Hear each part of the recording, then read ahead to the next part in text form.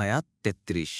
إن الله اصطفى آدم ونوحا وآل إبراهيم وآل عمران على العالمين অনুবাদ: নিশ্চয়ই আল্লাহ আদম, নূহ ও ইব্রাহিমের বংশধর এবং ইমরানের বংশধরকে সমগ্র সৃষ্টি জগতের উপর মনোনীত করেছেন।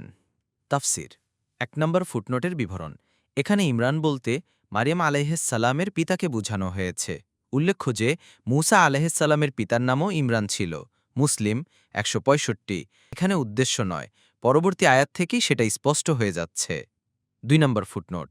ইবনে আব্বাস রাদিয়াল্লাহু আনহুমা বলেন, এখানে ইব্রাহিম, ইমরান, ইয়াসিন ও মুহাম্মদ সাল্লাল্লাহু আলাইহি ওয়াসাল্লামের পরিবারের মধ্যে যারা ঈমানদার কেবল তাদেরকে বোঝানো হয়েছে। তাদেরকেই আল্লাহ তাআলা তার বাণী ও রহমত বহনের জন্য মনোনীত করেছেন। এদের বংশধরদের মধ্যে যারা কাফির বা মুশরিক তাদেরকে বোঝানো হয়নি।